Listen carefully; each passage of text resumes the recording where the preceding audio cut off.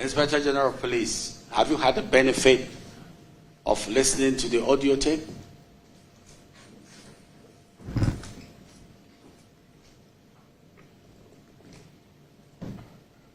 Honorable Chair, thank you. And thank you to the members of the committee. I would like to say that, Honorable Chair, if you permit me, before I speak to that, I want to make a few opening remarks. Sure. Thank you, Honorable Chair.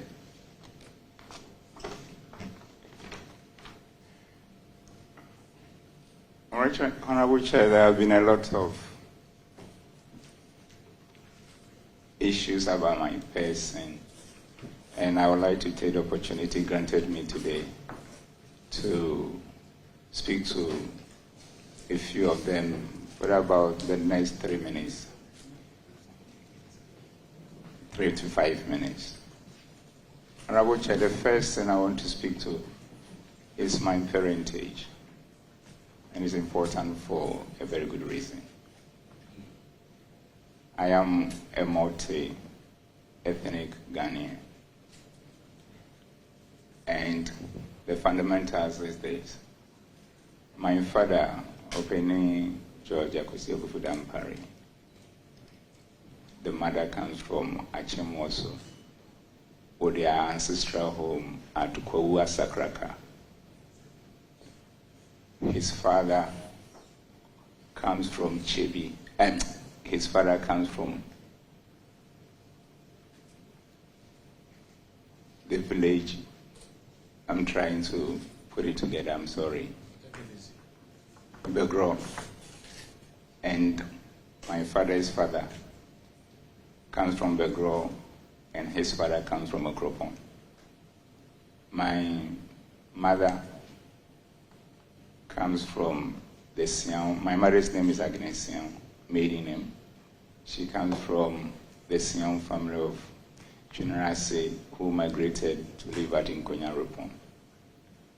So looking at me, that is the space of my parentage. I am a multi-ethnic Ghanaian, and that's why I'm passionate about Ghana.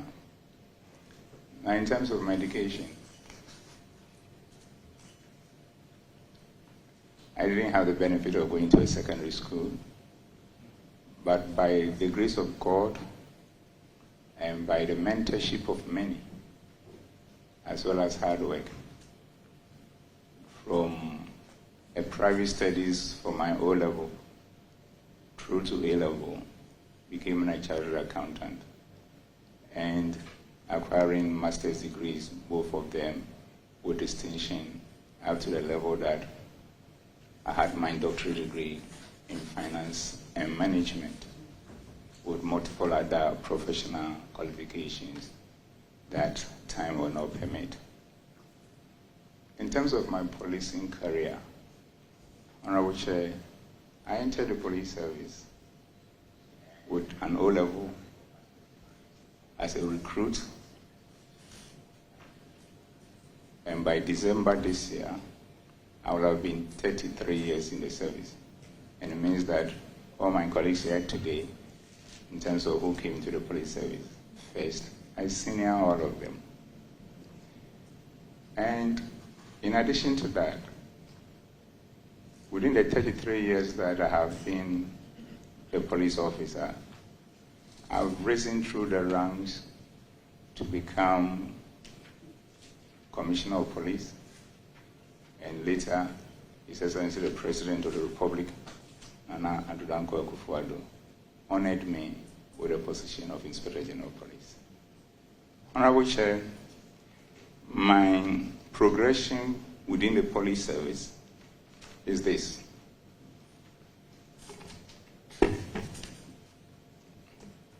I reported to training on 1st of December 1990. I completed training as a constable on 30th of August 1991. And from constable, within a period of 24 years, I became a commissioner, unprecedented.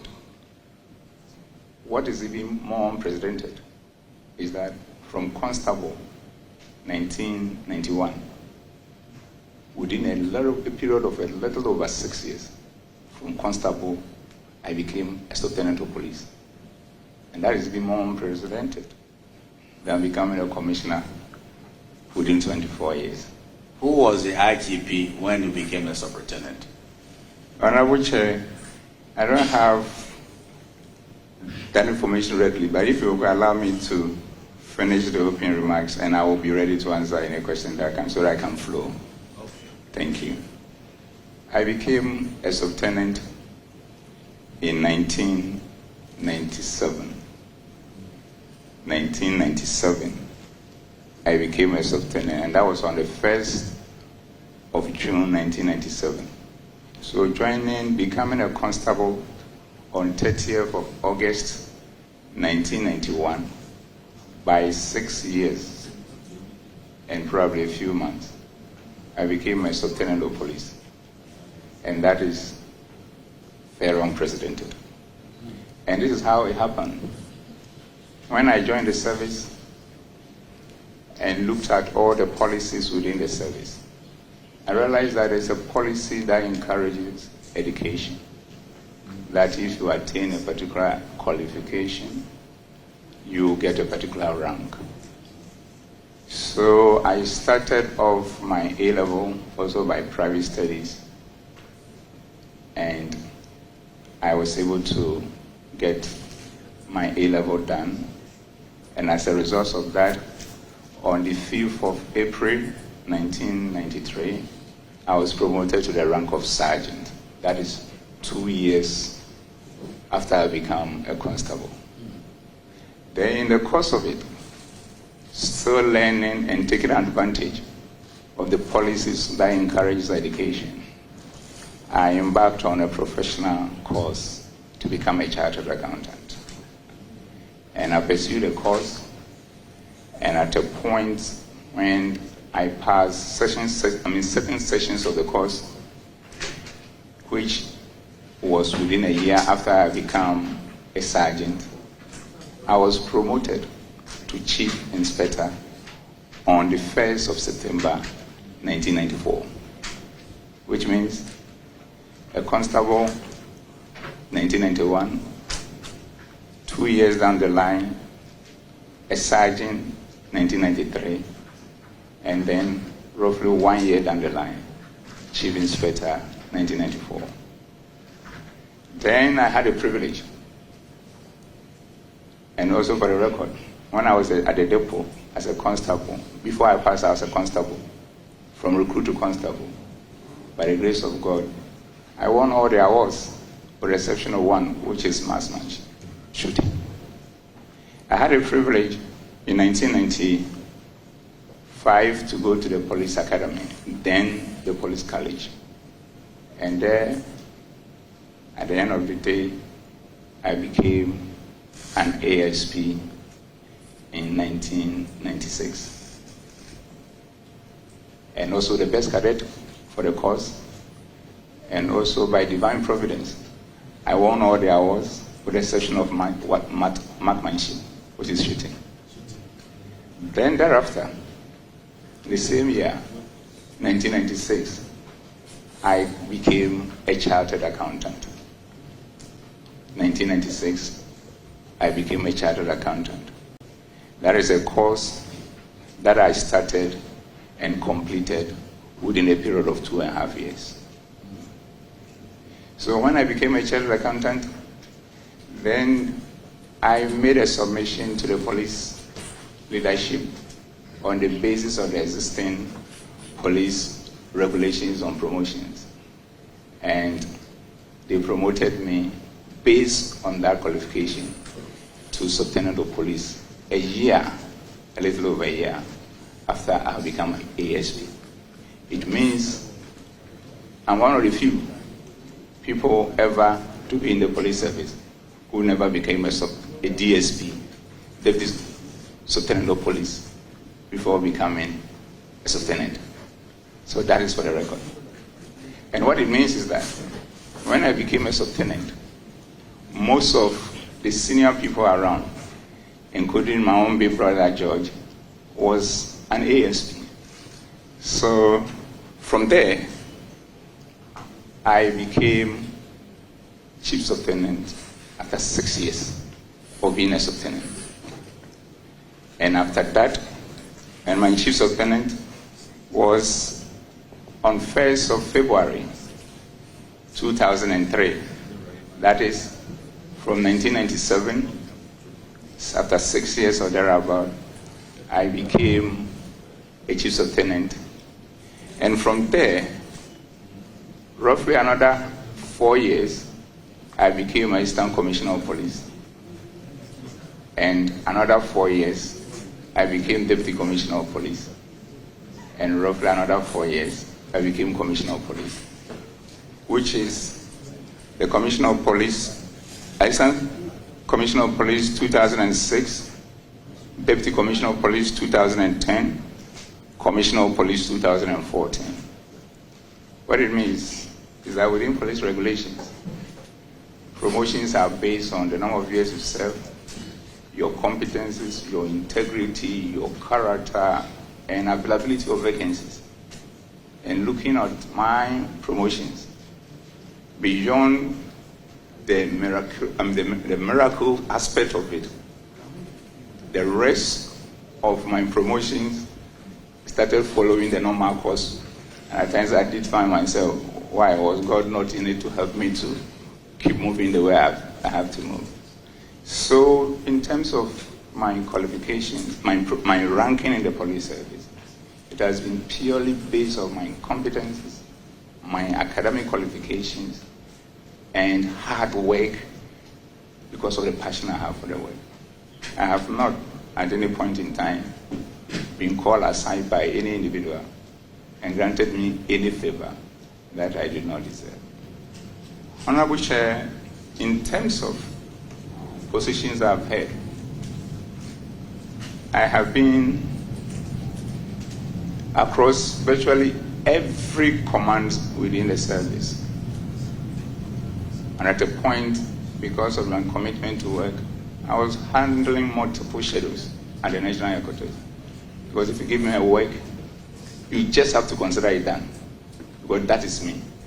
I get things done, and I work around teams to get them done on the basis of Genesis 1:26, where I know God himself said, let us create, indicating that God being the originator of teamwork, you cannot do anything and function without teamwork. And that has been my style. So in all this,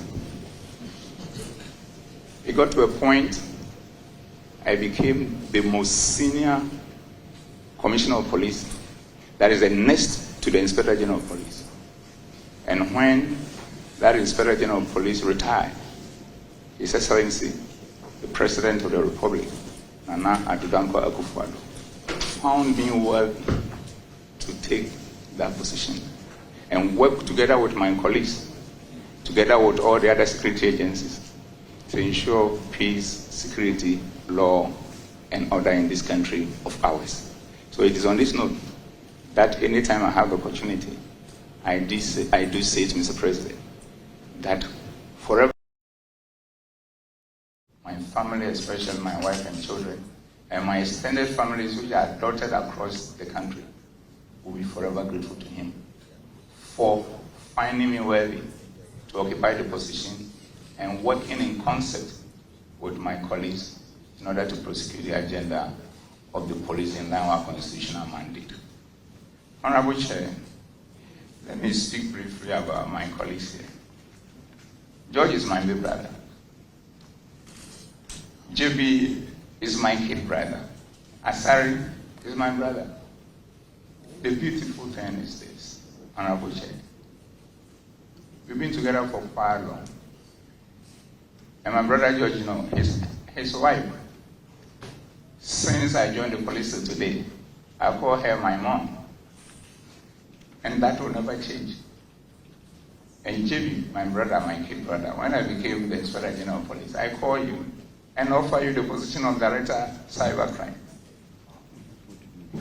My brother Asari has already gone through the whole process at various places. And by the time I came, he was still at the position of where he is today. We will not have recourse to as to where precisely he wants to be. And this is how I have coexisted with all of them. And as you can see from behind, all my management teams are here, because that is how we do other things. Then, all of a sudden, this matter came up, and the matter was about finding out what has happened, and who said what, and where it came from. And my brothers were given opportunity to come and speak, and they did speak and made indication that yes, they are involved in what was happening. Then all of a sudden, instead of them to focus on that, they came out with wild allegations, Honorable Chair, with wild allegations that touch my person, the police leadership that I lead, and the entirety of the police service. Without, until today that I'm being told that now they have some evidence, without a shred of evidence. Honorable Chair, at the time that they were making it, without a shred of evidence. And Honorable Chair, those wide allegations without a shred of evidence has brought a lot of pain to myself, my family across the country, and especially my wife and children. That you are so patriotic because you believe in what you call Pan-Ghanaianism, where you think that because of your multi-ethnic nature, everybody you see, as long as the person is a Ghanaian, is your brother or a sister, mother or father, uncle or auntie. Then the pain also to my command, my leaders, my team, that we work together, that you all know. And the pain to the thousands of police people who are appreciating the strides that we are making in transforming the organization to be the best institution in the country and a reference point for the rest of the world. They came, made all these allegations in order to cover up probably the shame associated with what they got themselves involved in the first place. And I, an innocent person, focusing on my job, working in concert with my team and all commands across the country to keep the country safe and make it to be at peace with itself. I've been asked to come and answer to these allegations, which are wide, baseless. And I felt in my spirit that this is just not fair. It is just not fair. Are we killing patriotism? That anybody can just get up, make allegations upon allegations, and people who go across the country at times 48 hours without sleep, just keeping the country at peace, will be called to come and answer allegations that are unfounded. And that becomes something. Anyway, I'm here. I have no choice. I have no choice and have come. And I say it to the glory of God, my Maker, who sustains me every day. I will speak to the matters as you direct. And I'm doing this because of the respect I have for myself, for my family, especially my children and wife, for the office that I occupy, for my brothers and sisters who are sitting behind me, that we have pulled ourselves together in an unprecedented manner in a teamwork to get these things done for this country, and for the respect I have for institutions of state, including the parliament that we are here today.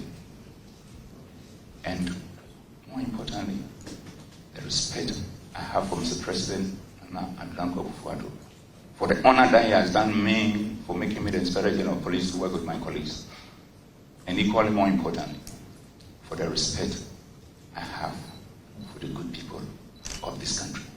So, Honorable Chair, I am here being asked to answer to why allegations unsubstantiated by my brothers. In order to cover up their shame, I am ready. I thank you.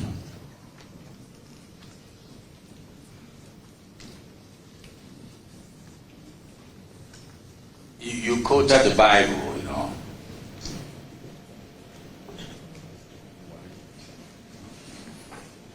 And it seems to me you are a student of the Bible, are you?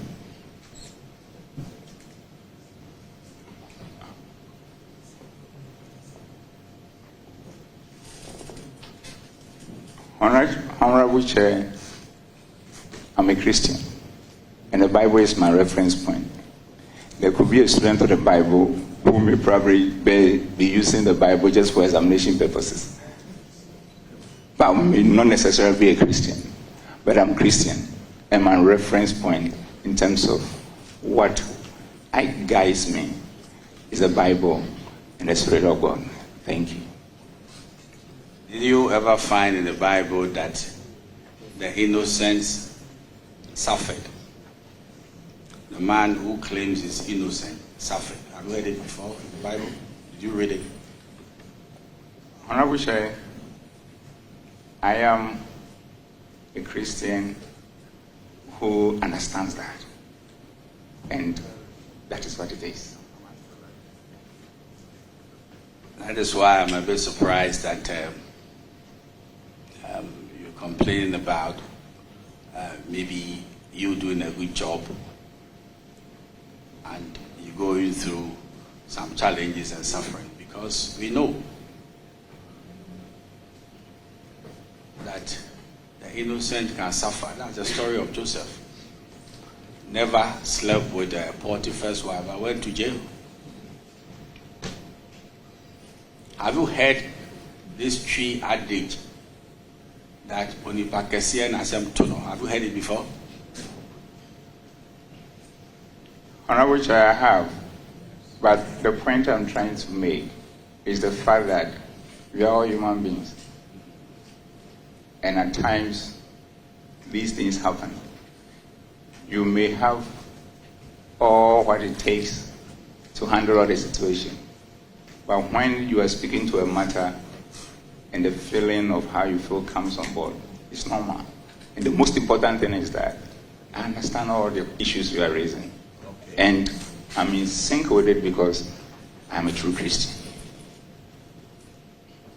Now, Inspector General of Police,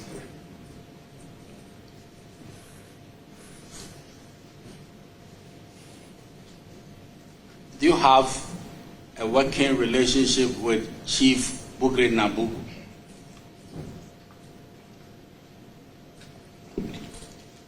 Honorable Chair, I do not have a working relationship with him.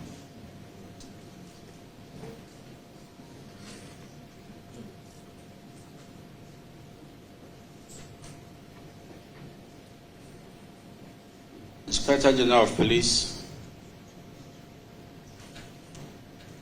if somebody alleged against you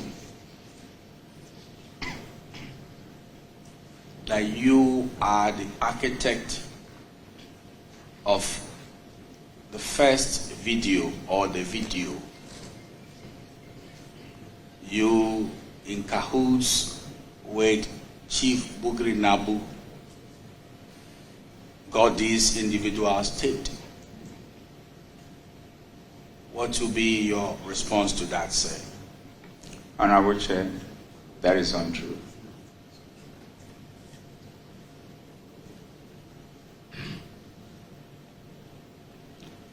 Inspector General of Police,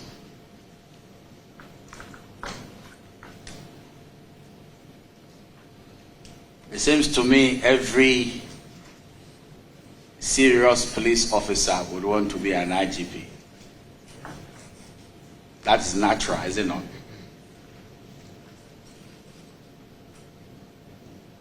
Honorable Chair, that is the case. And it is equally the case that when there is a vacancy relating to such a high and powerful office,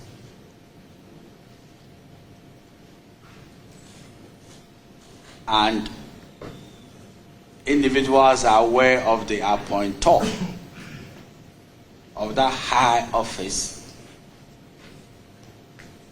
there will be attempts to, get to the appointor, so somebody is appointed. Is that not so? Honorable Chair, that could be the case, in the sense that human beings are different. There will be somebody who will be going around to do that, and others too who may know that based on the quality they have, they may be contacted and assessed for the position. And even those who will go around to be doing that, there may be variance involved in the extent that they go. Thank you. Did you pay regard to the statement of Honorable Kofi Boa, the MP for Elembele? The statement he made on the House floor, did you pay regard to that? Honorable Chair, I have cited it and I have a fair idea what it contains. Yes.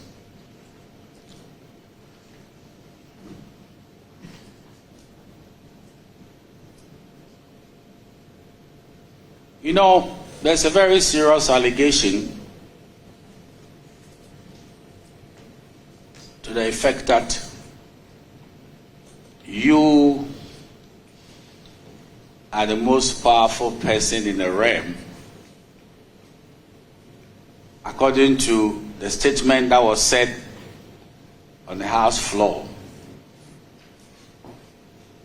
to determine the outcomes of elections. What's your response to that? Honorable Chair, I thank you for the question. Honorable Chair, the most important thing is this.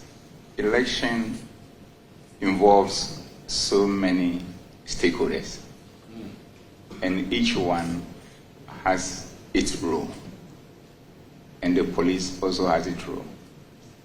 An election is a simple matter where each stakeholder play its role, and collectively we end up ensuring that it is over, and the people then decide who becomes the leaders.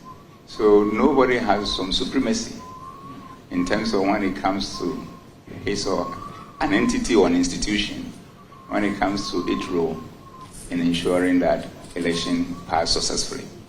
As far as I'm concerned, all the stakeholders has to play their role, and the point is that because each role is unique, you cannot even compare to say which one is on top and which one is not. So as far as I'm concerned, all the stakeholders have critical roles to play in ensuring that our elections pass successfully. So the upshot of what you are saying is that the IGP cannot determine the outcome of an election. Is that what you are saying? Honorable Chair, that is exactly what it is. Not that what I'm saying. That is what it is. Everybody has a role. Every stakeholder has a role. And then when we all play our roles, the people who have to vote will then determine who becomes the leaders. Thank you. Are you surprised to hear that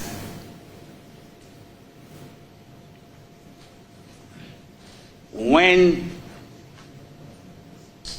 you are there as the IGP, because of your personality and what you stand for, the New Patriotic Party cannot break the 8? Honorable Chair, can you highlight a bit about my personality and what I stand for? Well, it's gleaned from the document. It's gleaned from the document we gave you. You see, so I'm just relating to the statement that was said on the House floor. Which I understand, but if you could probably refer to it and then maybe let me have the benefit of how it was captured. Maybe if you can probably help me to appreciate that aspect of my personality and what I stand for, it will help me.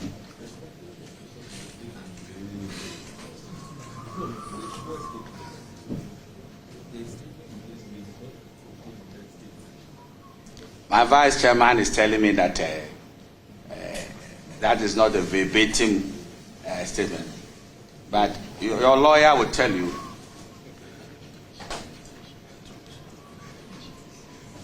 Your lawyer will tell you that I'm permitted in law to make what we call inexorable inferences and deductions. But I'm not with the greatest of respect. I know you are on the floor, but just to point out that the question you posed is not born out of the deputy minority leader's statement. That statement was read on the floor, and we made contributions. I don't recall that in that statement the leader indicated that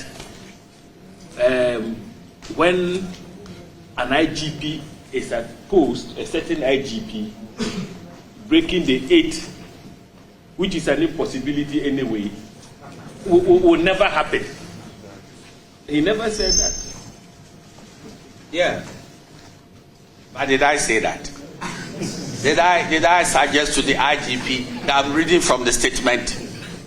I never said that. I'm saying that I'm just gleaning meaning from the statement. Let me read something to you, which probably will know that. I mean, I'm just want you to see what's happening.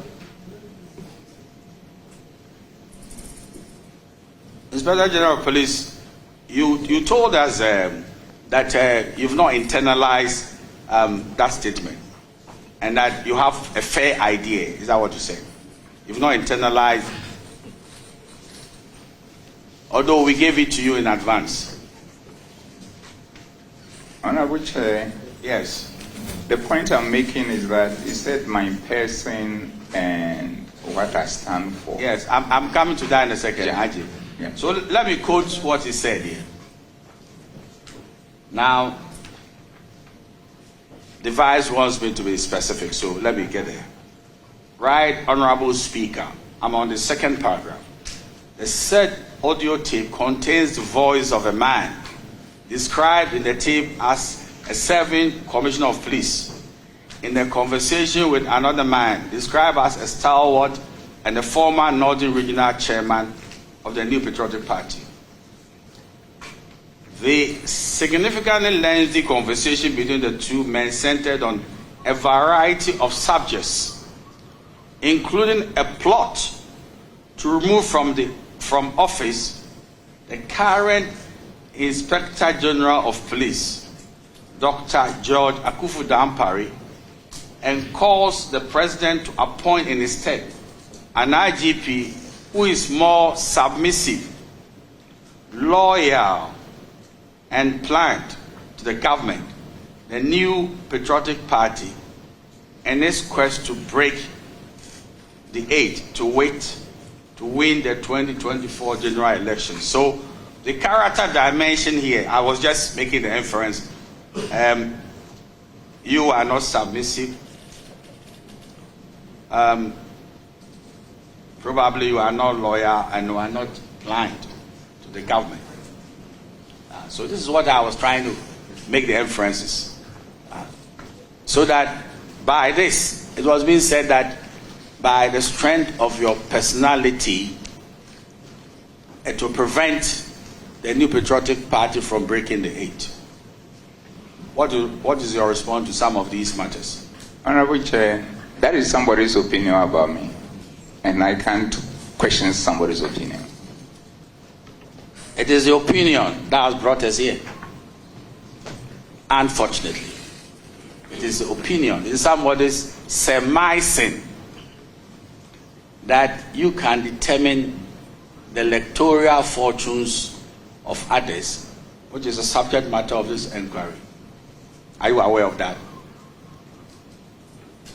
Honorable Chair, I am aware of that, and as you heard me earlier speak, I did mention the fact that, in an answer to a question of yours, that all the stakeholders play their roles. The police that I heard and work in concert with the team at the national and across the country also play our role. So at the end of the day, it will not take an individual to make that determination. It takes the people of the country to make a determination as to who becomes a leader. And like I also did indicate, my opinions are all over the place.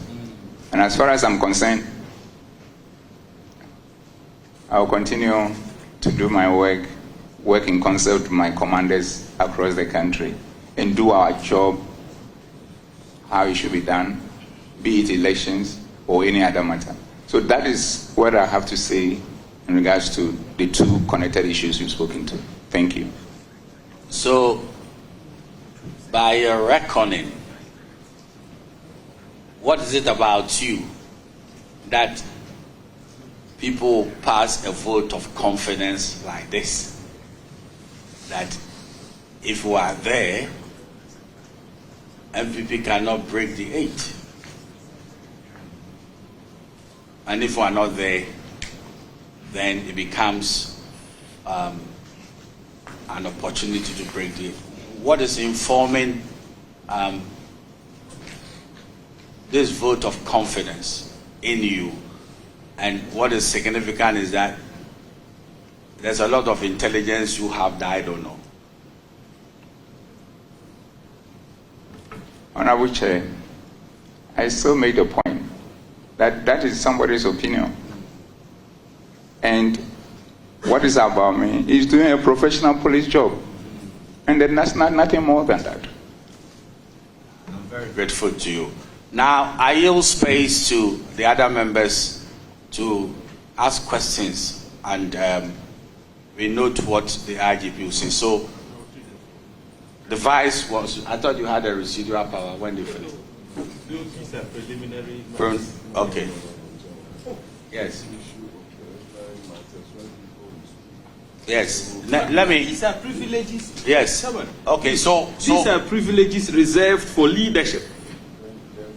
Yes. So, Honorable Patrick Wama, do you want to deny the fact that leadership is entitled to certain privileges that you are not entitled to enjoy? So let me take the floor. Inspector General of Police, you've heard his contradiction. Leadership have privileges. You heard that? And he's saying that he wants to call for a division. He said that. You see how people can contradict themselves, you know? Okay, so Vice is going to probably sort of do a follow-up to some of the issues I raised. But you have his 10. So Vice, do you have a lot of questions on the follow-ups before you have your 10? Oh, there are not too many questions. Okay then. Yes.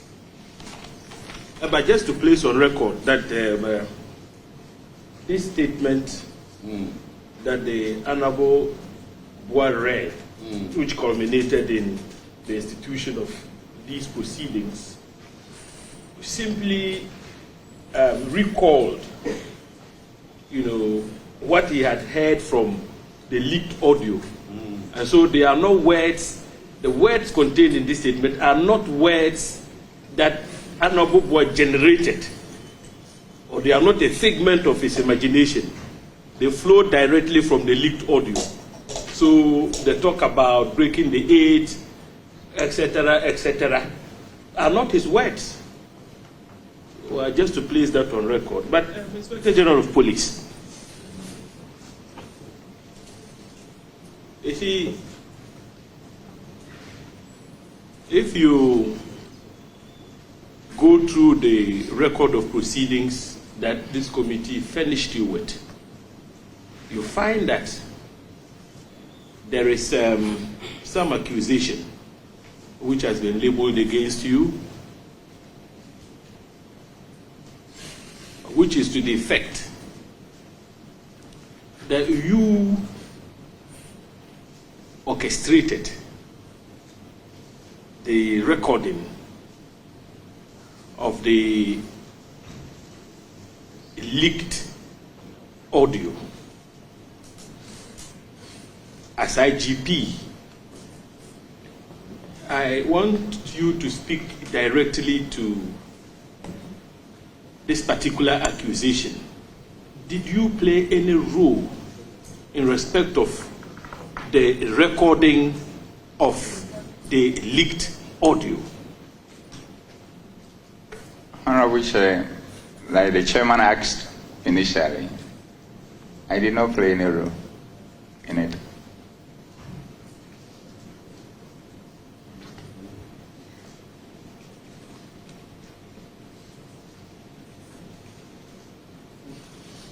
Now, IGP, you also read through the proceedings and you would find that in it, you may want to respond to this in the open. I don't know how it sits with you, but you were also accused of being the worst IGP this country has ever had. How did you receive the accusation, and what is your reaction?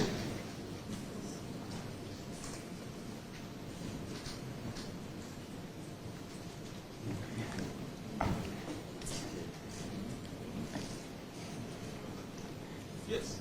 Honorable Chair, thank you very much. Honorable Chair, I think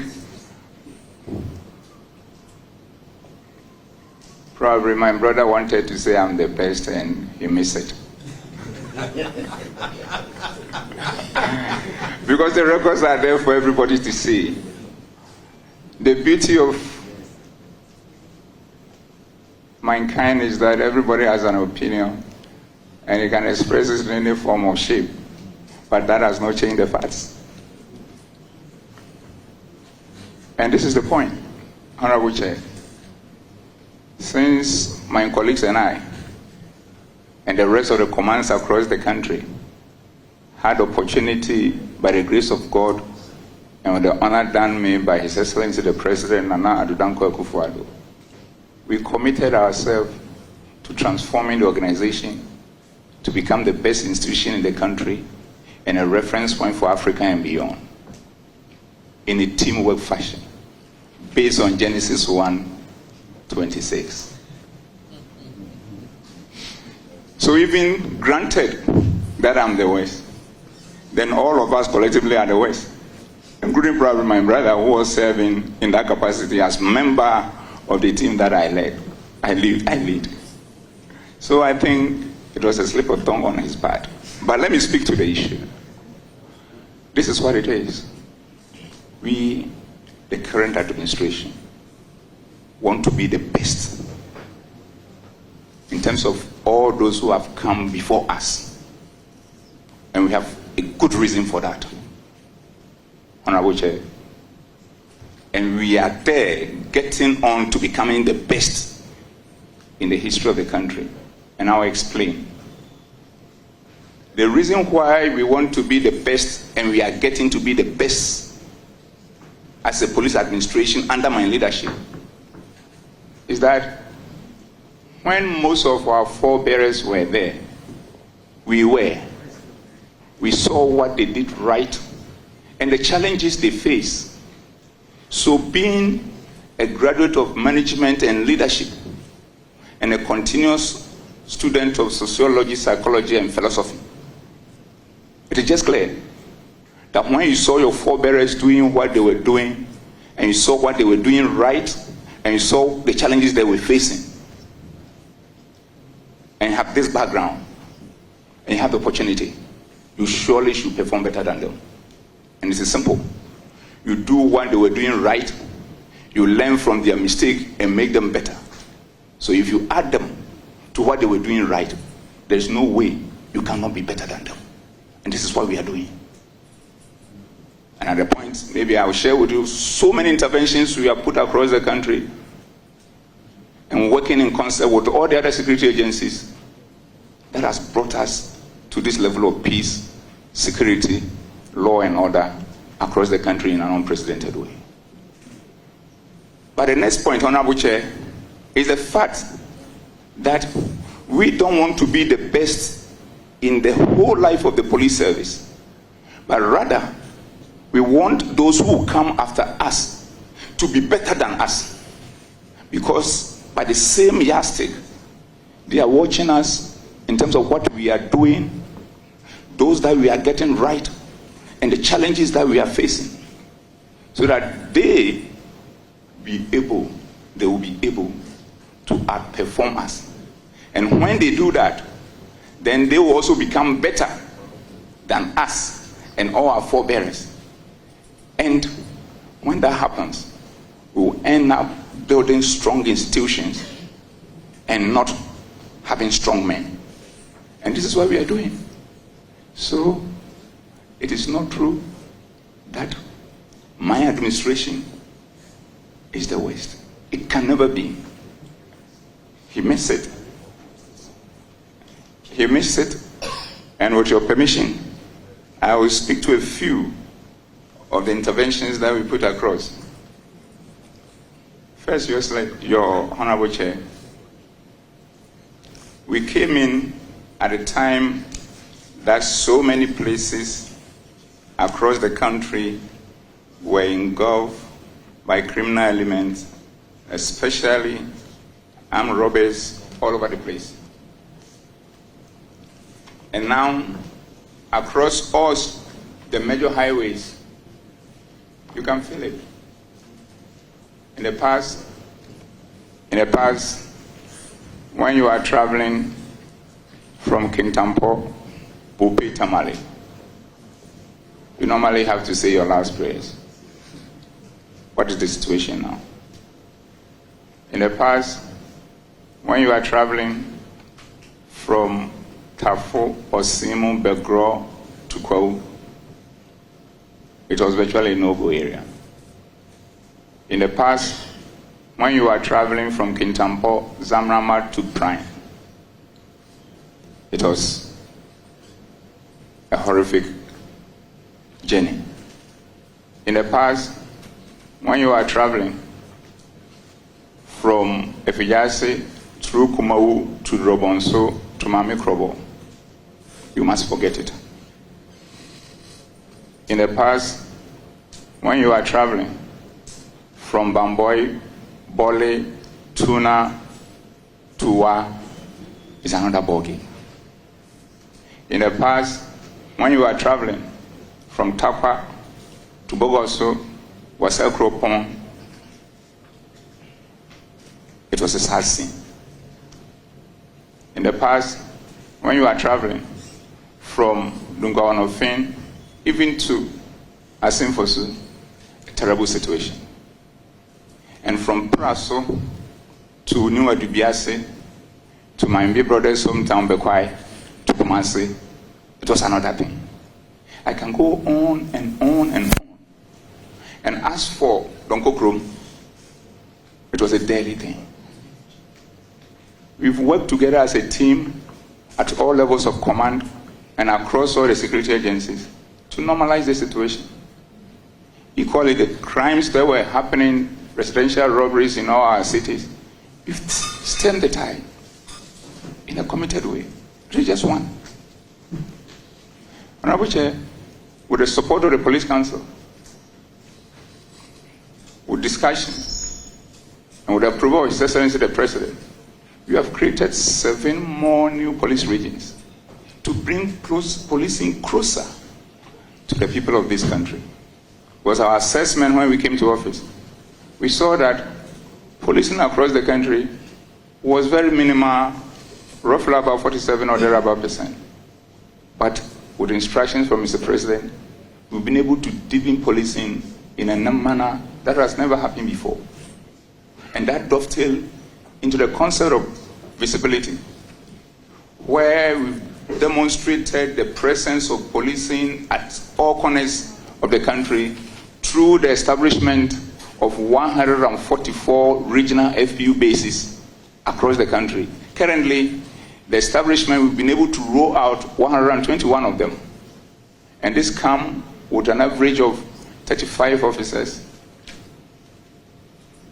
number of motorbikes, a vehicle, to ensure that they are engaging the communities, they are patrolling the highways, and then they are patrolling the communities so that they will have the peace of mind to live their life. Honorable Chair, I can go on and on and on. When we came, we have established Police Emergency Medical Intervention Fund with the approval of Mr. President, where 6.1 million cedis is in there to ensure that every police officer who gets injured in the course of duty can be sent to everywhere in the world to give treatment to the person in order to come on board. Honorable Chair, in the process, as you have seen, with our quest to engage the communities and win their hearts and minds, gone across the country with my team, analyze and identify and analyze all their concerns, working on and putting measures in place through special groups in order to ensure that they work and keep them safe. Honorable Chair, we have also worked on the issue of decentralizing so many things that were centralized at the headquarters. The welfare department, counseling department, intelligence unit, processing of certain things, including criminal checks. So we are on the quest of ensuring that at the end of the day, we leave the organization better than we come to find it. So all these interventions, almost about 45 or thereabout of them, and putting it together, working with the other security agencies. That is what has brought us far in terms of the type of internal security that we enjoy. So would anybody coming to say that you are the West IGP is unfounded, is unfortunate, and I think the best the person could have done, if he had nothing to say, is probably keep quiet and allow the good people of this country to make a determination on us. And Honorable Chair, the final point on this matter is that it is not about dampering, it's about the police administration. It is not about dampering, it's about the police administration. The police is not a sole proprietorship. It is an institution with governance and management structures. Dampering is just one of the officers involved in the governance and the management structure. So that is what it is. And we work in concept and make sure that all decisions that we need to take, we take it as a group. And when it needs the attention of the police council, we get that as well. But the interesting point is this. As my colleagues will bear us out, or will bear me out, all these decisions, where it matters, we've been sending to the to the regions, the districts, the divisions, and the stations for them to hold meetings and get their inputs involved. And that's the level of teamwork that we brought to bear on the work that we do. So it isn't about dampering. It is about an institution that we have decided to work together, because nobody put a rope on our neck to join the service, and at the end of the day, the service doesn't belong to me, it doesn't belong to any individual. But once we are there to earn our daily bread in service of the people, we have to find a way of working together. And that is what I have done since I came, and my colleagues are the best witnesses for that. I thank you. IGP, so let me place on record that the police service is not on trial here. And so, like counsel pointed out much earlier, we have some terms of reference that guides us in, the conduct of this exercise. Now, you spoke at length about we in the collective. It's not about Dampare, it's about the police administration. So you believe in teamwork. Is that correct, sir? Honorable Chair, that is more than correct. Now, the witnesses before you have told this committee that under your watch, the Police Management Board, also known as POMAP, has become dysfunctional. Dysfunctional in the sense that it has become a one-man show. In other words, the IGP does not consult members of POMAP for purposes of reporting to the council. Please say, what's your reaction to this? Honorable Chair, that is falsehood. And like I've demonstrated to you, and you also refer from my speech, and look at it, you called me and only me to appear. All of them, including some of them who were on sick leave, said, what is happening? I will suspend my sick leave and come. Because since you was in office, you've told us that we are a chain. And the time we break, anytime it breaks, is because somebody is retiring. We took that part out and connect the chain again. So if anybody sits anywhere to say that you don't consult, then that person is trying to be so mischievous to the level that he doesn't wish the organization well and doesn't wish the country well. This is the point. Every meeting, every major issue,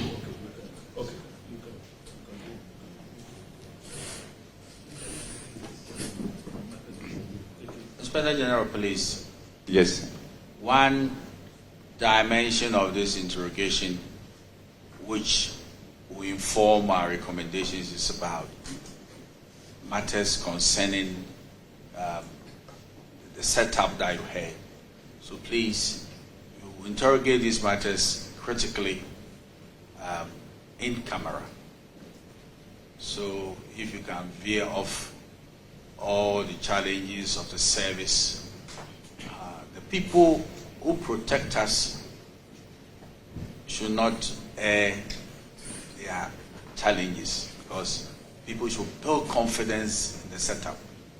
So I'll crave your kind indulgence that in some of these areas of police and what you might be going through and unity and disunity will be better addressed in camera. Yes. Honorable Chair, I am answering a question about what is out there in the public. The person is saying that I don't do what I'm supposed to do with the team. Yes. And I'm answering to it, and the witnesses to the question is out here, is in here with us. And I need to speak to it so that the public, which has been misinformed, is re-informed with the truth. You've So done that sufficient. And I have to end it and nail it. Honorable Chair, Yes. I have to end it and nail it. Other than that, at the end of the day, if there is snake you are killing, as our forefathers have told us, you must make sure that it is really dead. So the head needs to be cut off. So permit me to complete the cutting off of the head. Thank you. A lot of cutting off of the head will be done in camera. Honorable Chair, I'm cutting off the head that is in public. So, the point is simple. It is a lie and it should not be tolerated. Because my colleagues are here. They know, and I'm saying three things and I'll end on that. That every time there is any issue anywhere across the country that is of national importance, beyond the normal meetings we have all the time, at times thrice in a week, with some of them saying that, George, is too much because at times we just enter the office and you call us again on a matter. Beyond that, every single one, we have meetings on them. And all the ministers are there. And beyond that, we have the meetings, even including odd hours, in the night, and at times Saturdays, Sundays, because the matters of policing, the matters of security has arisen, and we can't wait. Because if you wait, the situation will get out of hand. And this is what we've been doing. And when we go for those meetings, they are here as well. 95 to 96% of the time, I give room for errors because nobody is perfect, and I'm not. I wait for all of them to speak, and they are here. And after that, they call me magnetic mind. I would then summarize all the position of each one of them, itemize them, and at times I ask them, how many should we have? How many itemization do you think I'm going to have based on this meeting that we've had? And some of them, today we are tired, give us only 10. We are tired, give us 15, or go 8 or out. So at times we have the meeting discussions, and it's like, George, are you doing Ghana movie? Are you going to do part 1, 2, and 3 in this summary? That is the way we do things. And honorable thing, the second thing is to do with the fact that we consider ourselves as civil servants, and every servant has a master, and the masters of we, the police officers, are the public, even including a week-year-old child. That if something is happening to that week-year-old child, we'll go to his aid or her aid, because that old-year child is our master and we are the servant. And because I head the organization, I call myself the chief servant, and my colleagues are here. They know it. And being the chief servant, it means to mean that I'm the least among them, even though I lead them. And this is how I demonstrate them. One, anytime we are moving outside, all of them goes, and I'm the last car to move. When we get to the destination, because of the teamwork spirit that we have, which was also demonstrated here when we arrived, we all alight, line up in succession, in command position, and we greet each other, and then we walk to where we're supposed to go to. When we get there, still being the chief servant, I wait to ensure, and they are here, that each and every one of them has gotten a chair to sit before all of us decide to sit in unison. And when we finish and go back, what I do, they go ahead of me to make sure that everybody is okay, because I'm the chief servant. And when we arrive back to the office or wherever our return place will be, we do the same. Everybody get down, we greet each other, then we do debriefing to find out what exactly happened and what are the lessons that we can put. And they are here. So it is never true. Those people should stop disrespecting the public, because it's just not fair. And the final one, as a chief servant, anytime there is any private family thing associated with any of my commanders, I personally call them, urge them, offer any support that I need to offer, including my own brother. I was there for him 100% when his mother passed on, asking all questions about the development, the movement, about the funeral. And on the day of the funeral, marshal all the commanders at Poma went and sympathized with him. And what I do additionally to build that teamwork, to make sure that all belong, is the fact that I make sure each one of them, when I address them, something that I call regimental diplomacy, even though I'm the head, I use please, thank you, brother and sister. And this is what has glued us together to be working the way we are working and to be protecting the good people of this country the way we are protecting. So it is a big lie if anybody comes here and make this statement. And that person, I think, need to apologize to the public. I thank you. Who did you have in mind when you said you helped your brother. Is he one of the witnesses? I'm talking to my big brother, Rajot. COP. You see, because of the informality that has developed over the years, at times, even in a formal setting, I get it wrong. So it's about my big brother, COP, George Alex George Benson. Okay, so the records will capture that. Yeah, Okay, so my last preliminary question. You see, IGP,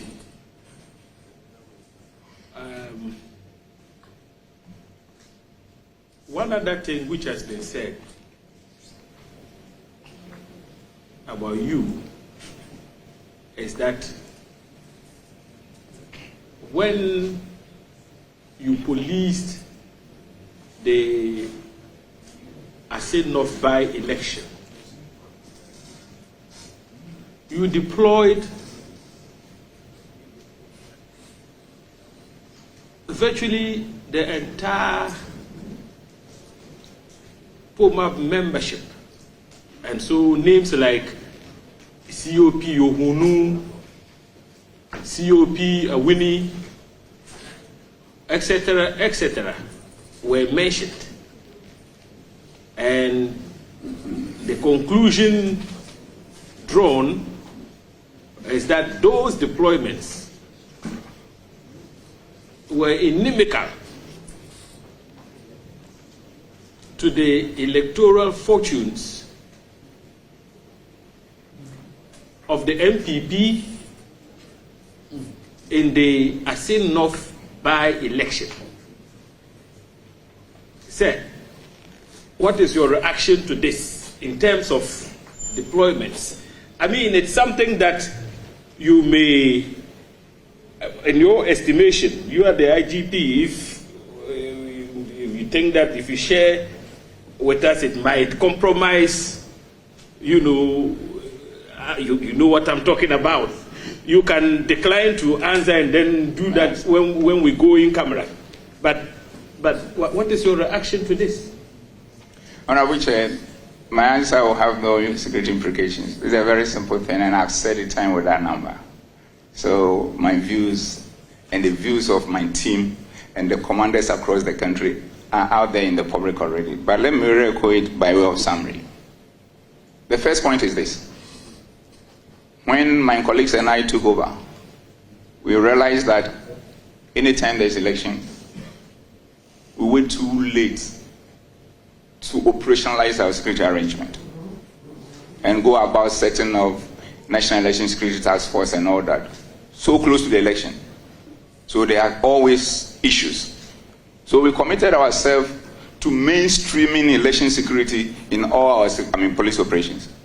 So the first thing we did was to establish what we call Police Election Security Secretariat to be involved and streamline election security across the police, so that when one election ends, the policing of the next election begins immediately. So this has been the template that my colleagues and I have been using in handling all subsequent elections since I assumed office. And we've done that for the internal elections of all the political parties, and we have also used the same blueprint to handle all by-elections. But this is the fundamental point.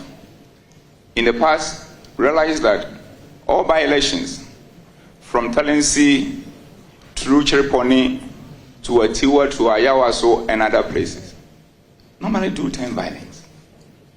So we decided as a team to interrogate the issue and find out what is causing it. And realized that we're making a mistake from the security point of view.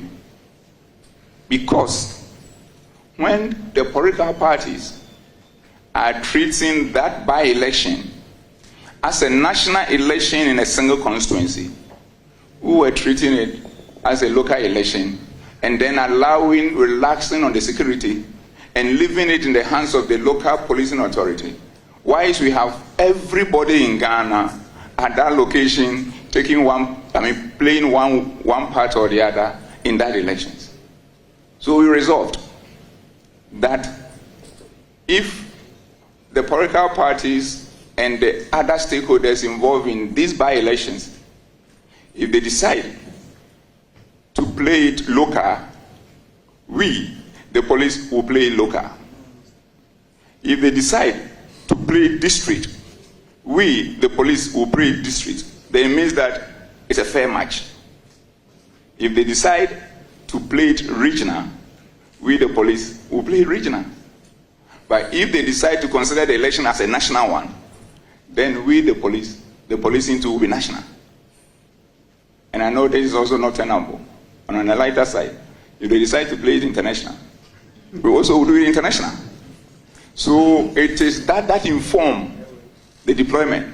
Because the whole Ghana is at that constituency. So the whole police must also be at that constituency. And that is what has helped us. That's all the by-elections that has been done using this model has not resulted in any violence. And that's why I want to end it. I thank you, Honorable Chair. Okay, so, Chairman, I yield for now. Okay. Yes. Okay, so, Honorable Yabuama, if you can commence your interrogations. Chairman, I believe these are preliminary matters. Yes. Not going into... No, not going into serious adduction of evidence here. Very well.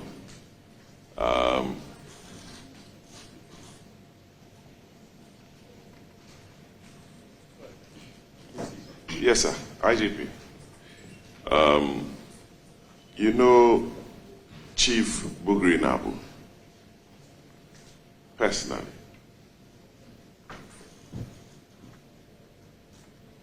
Honorable Chair, I know Chief Bugri Nabu, and my knowledge of him is like the knowledge that I have for most people that I come across, and like the knowledge I have for virtually everybody at the committee level, and also so many Ghanaians out there.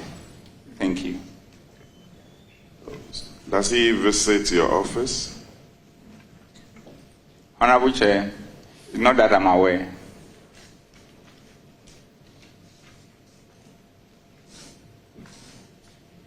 When some of the witnesses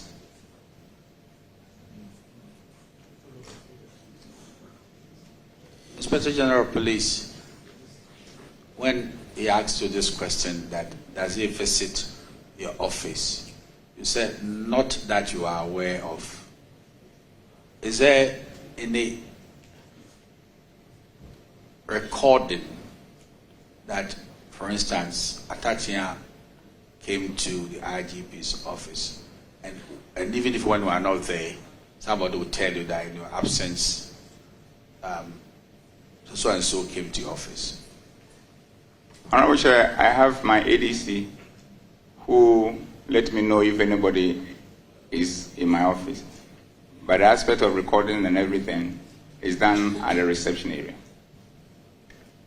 So if somebody came to where you are as the IGP, you'll be informed that Atachian was here. Yes, Honorable Chair. So I think the question demanded a yes or no answer. But when you say not that you are aware of, then you leave the issue at large.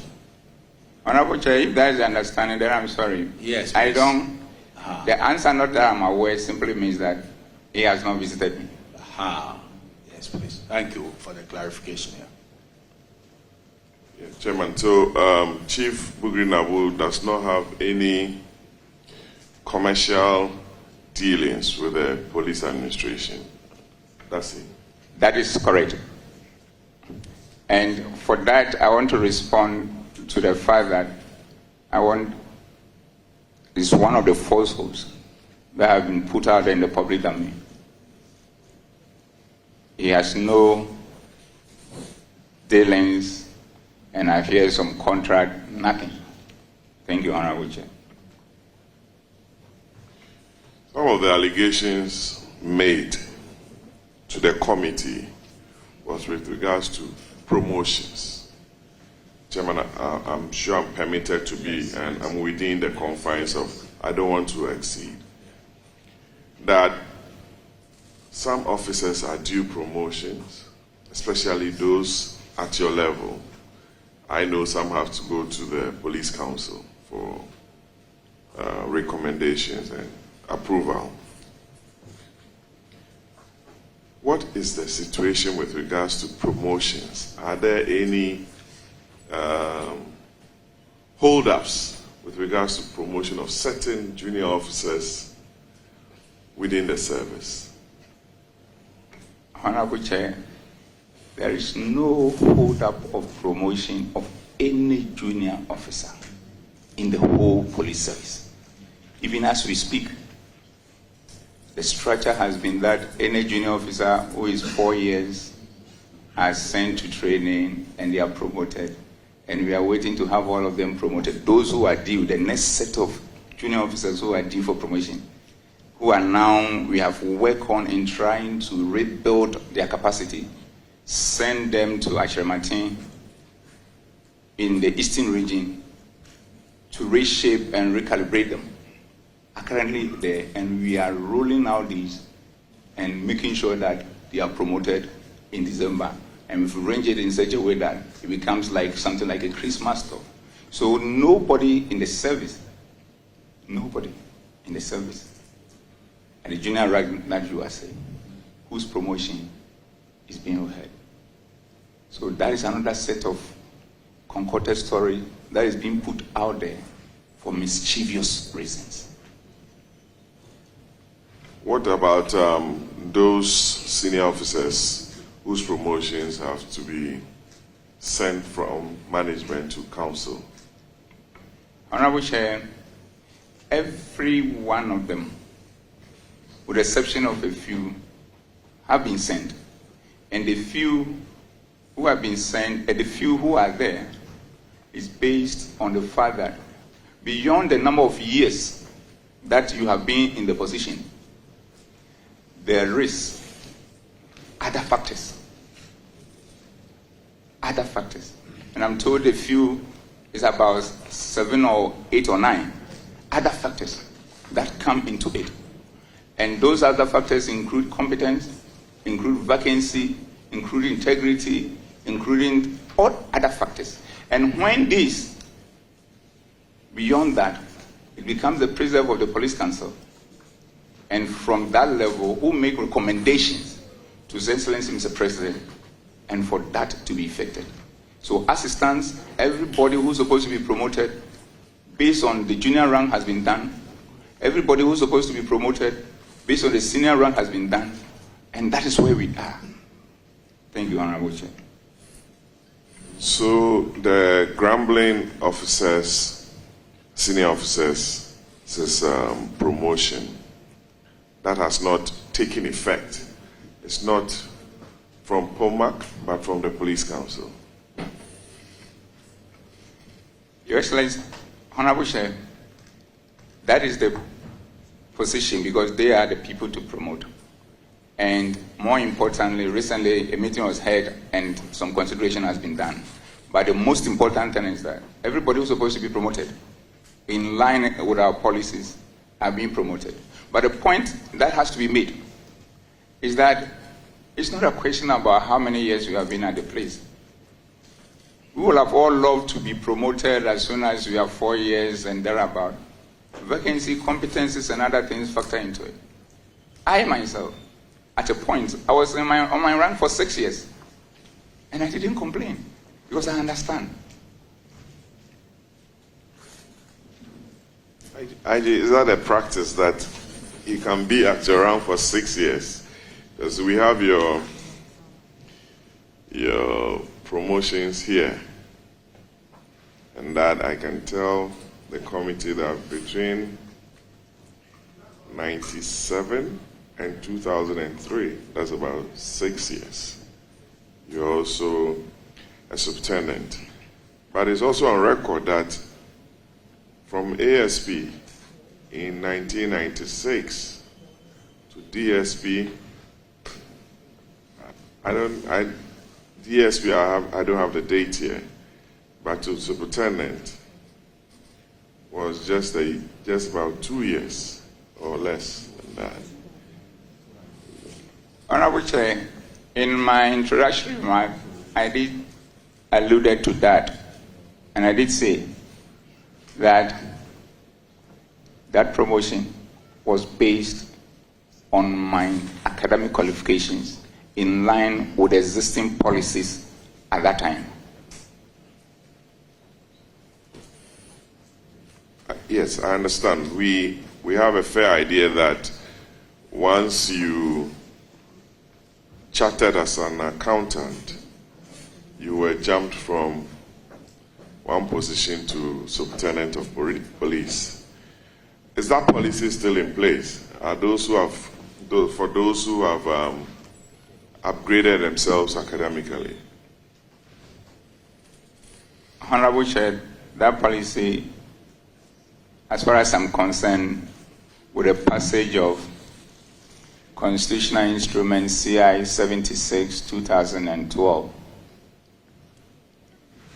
that policy, from my reading of that CI 76 2012, is no more in operation.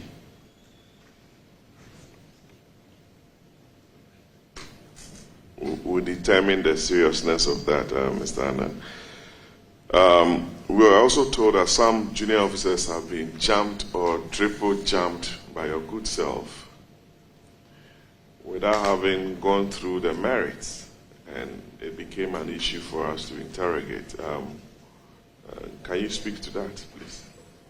Honorable Chair, the important thing is that these promotions, which is in line with our regulations in terms of special recommendation, nobody has been jumped 3 times. But the most important thing is this: these are matters that are discussed by police council and approved. So if a decision on that matter has been welcomed by the police council, I think it will be difficult for me to speak to it. Do you have a unit called the inspection unit? Yes, Honorable Chair, we do. What is their duty? What are their duties or functions? Honorable Chair, broadly I can say that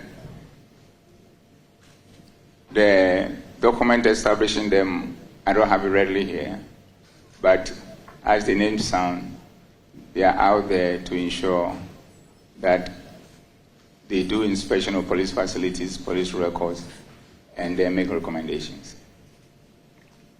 And there are 16 officers in one office, we are told.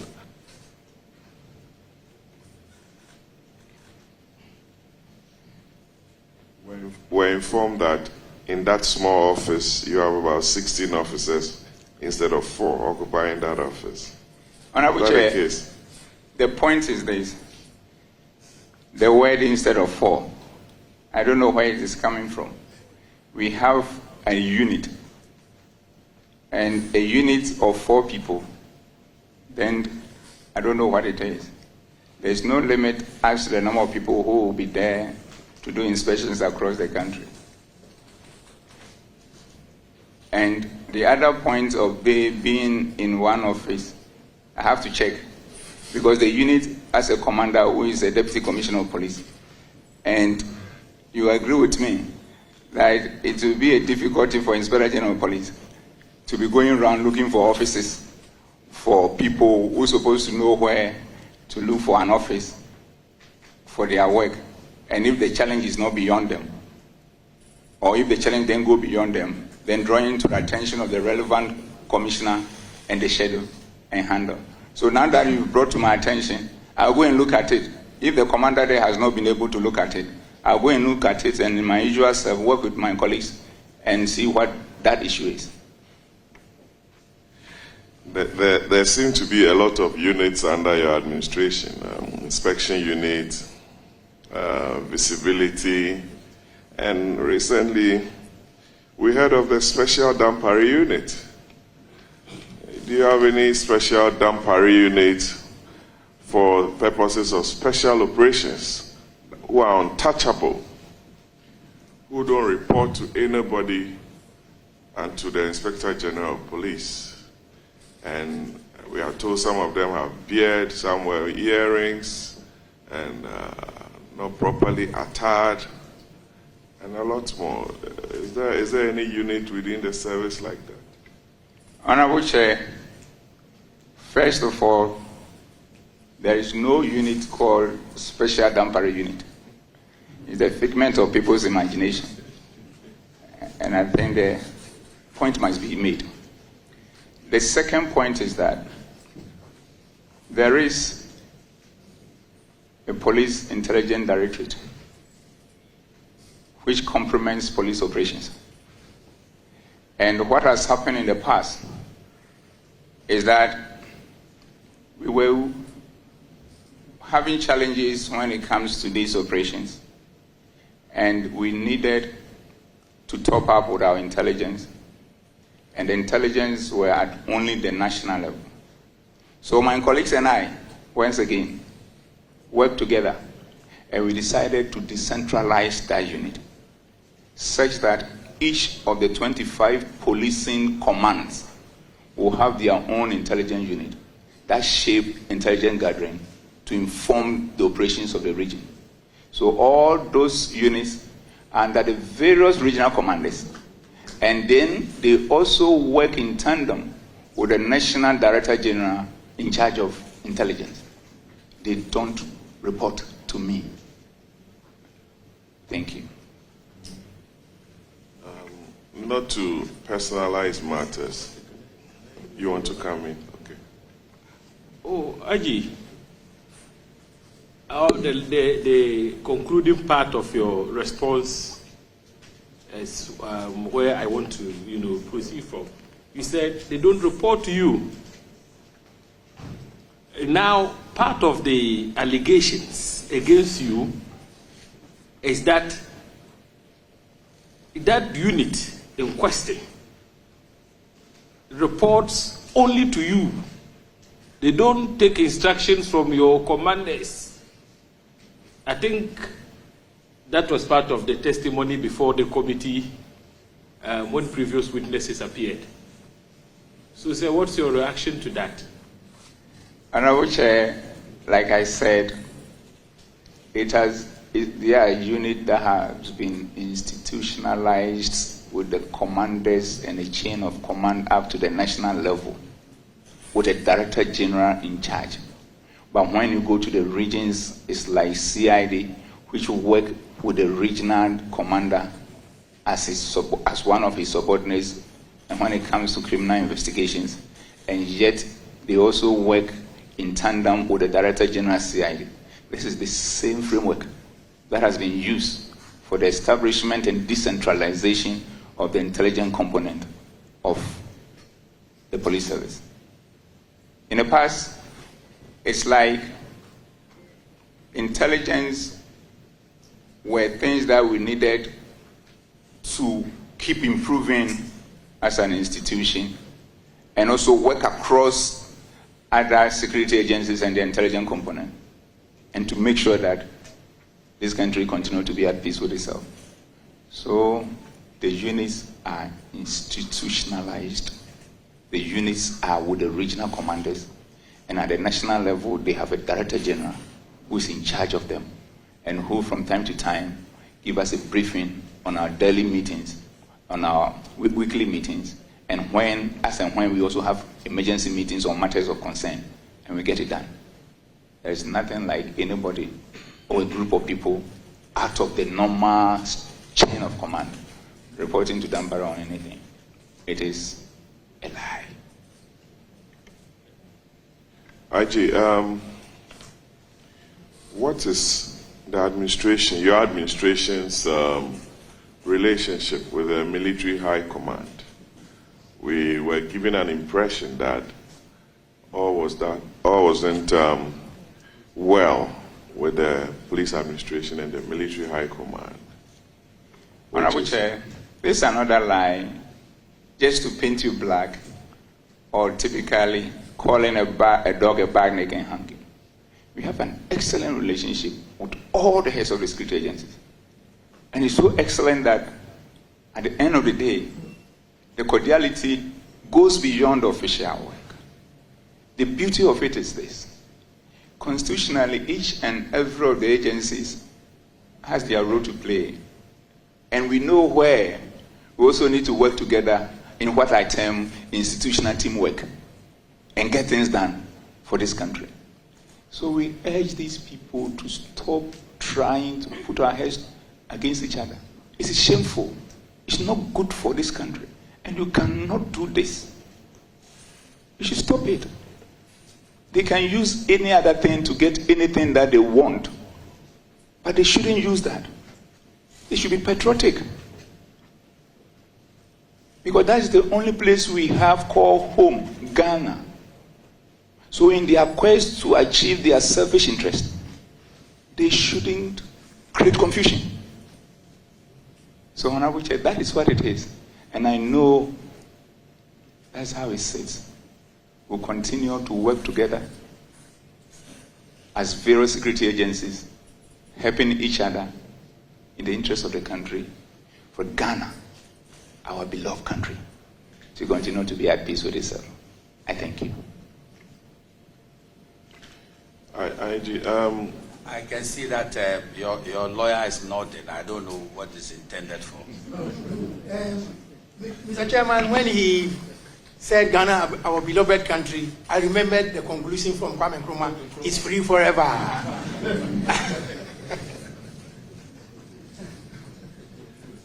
Thank you.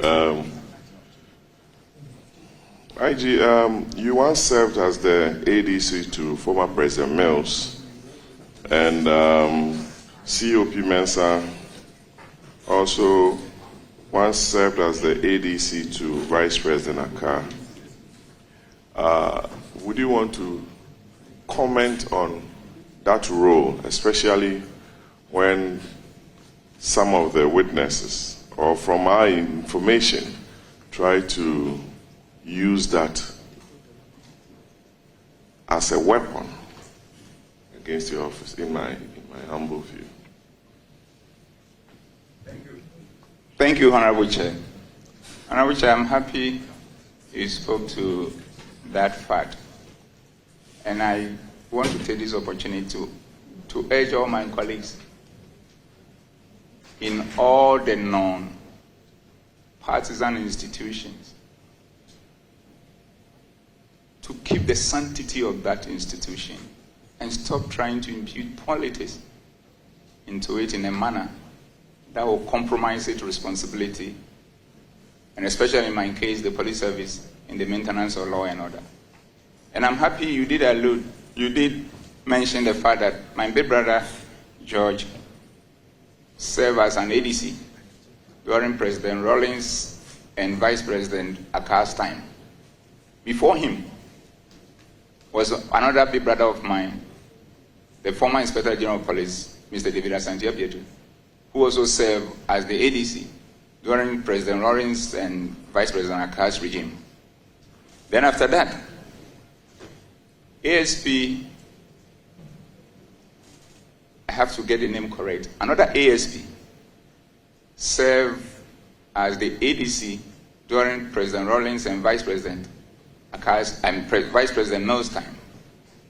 Then in the course of his tenure, I was also called upon to go and serve as an ADC to His Excellency, the Vice President, Professor Mills. And I was there for a year and about 6 or 7 months. And I was asked to be replaced because I had become a chartered accountant and I was going to be promoted to the rank of subtenant based on my academic qualification. So I cannot continue to serve as an ADC.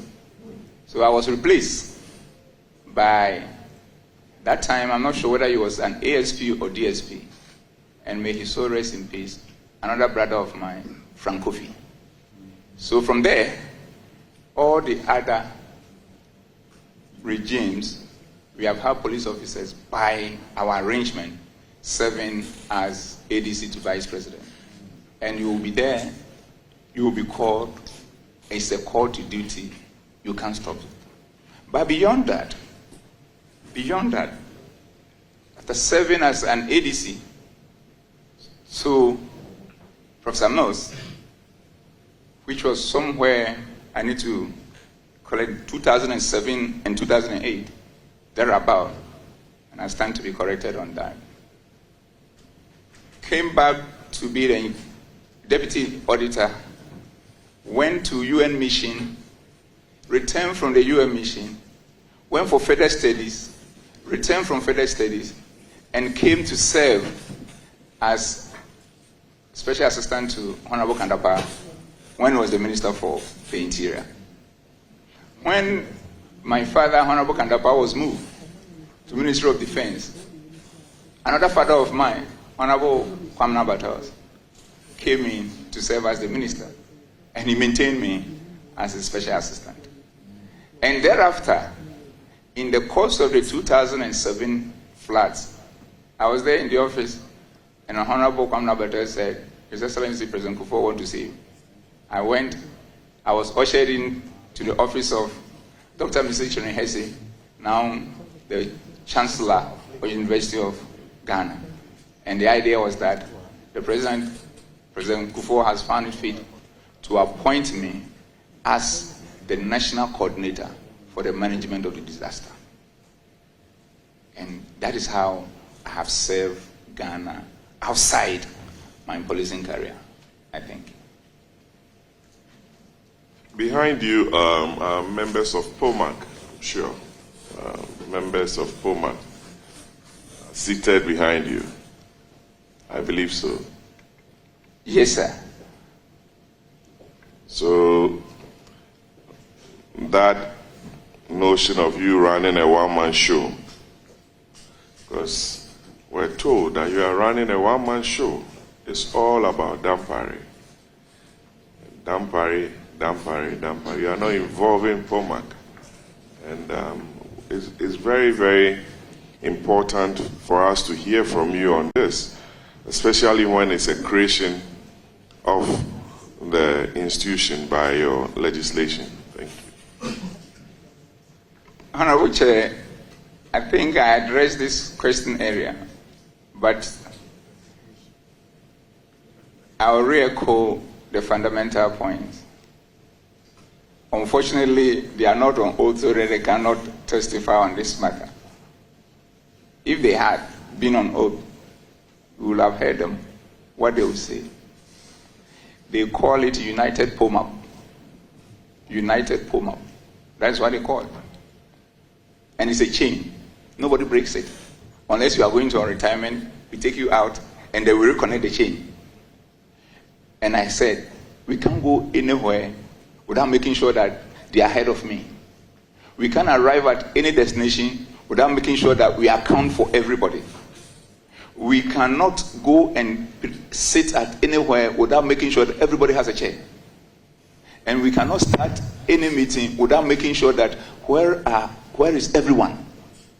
And if the person is not on leave, the person is not doing any other assignment, we make sure that we even wait for the person. So this whole idea, like I said, is trying to put certain things together to paint you black and make sure that you don't look presentable in the eyes of everybody.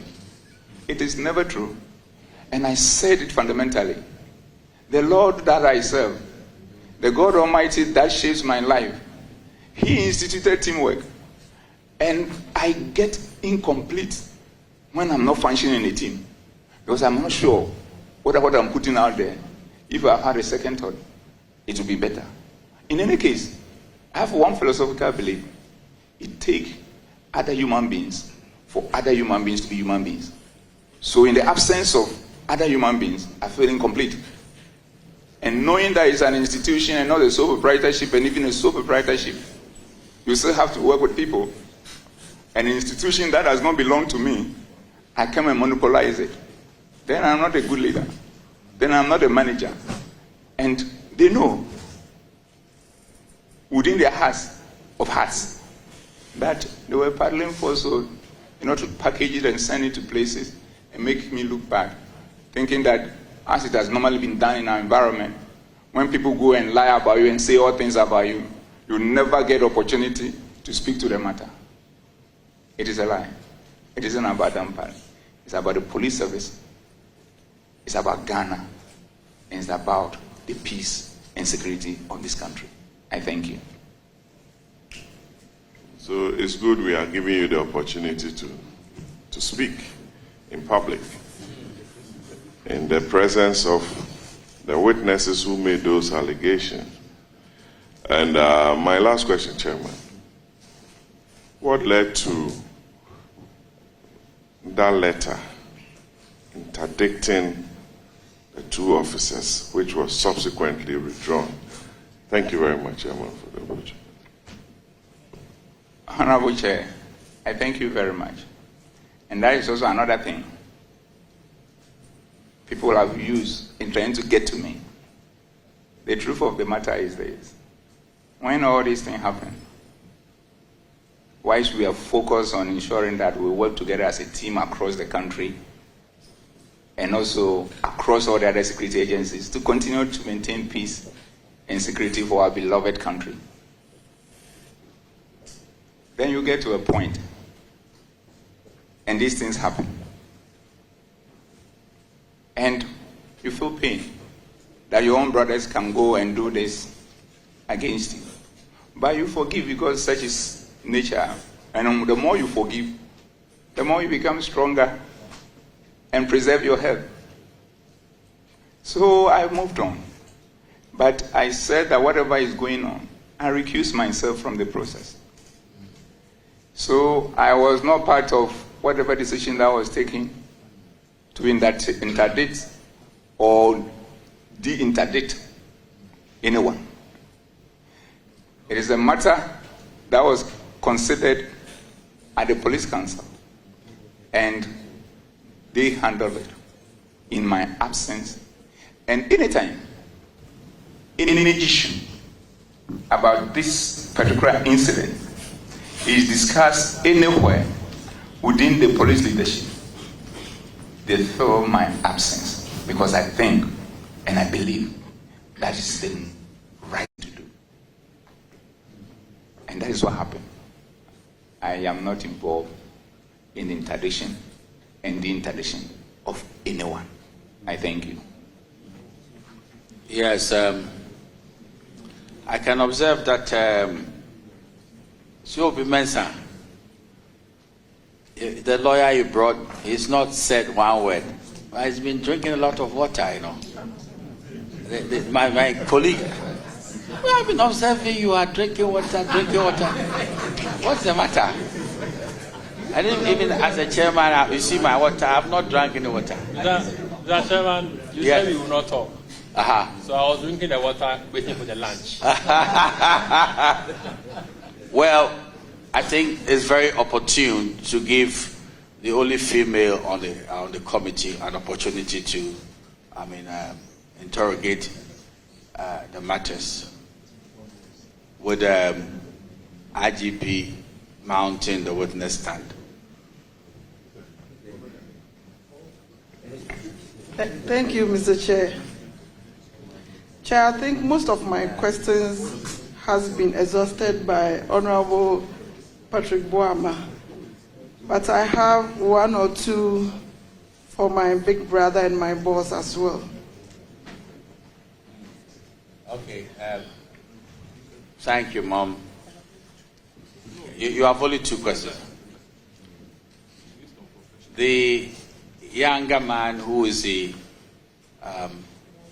vice chairman, is telling me that for health considerations, you should take about maybe 5 minutes break so that people can stretch their legs, and those who want to use the washroom will do so. So, because of common humanity, I'm compelled to have the proceedings suspended for maybe 7 minutes. If you want to use the washroom, do so. If you want to stretch your legs a bit, and then we'll come back. Yes. Yeah, you could see that some of your officers have stepped out, which means it's right for once, you know. Chairman prophesied that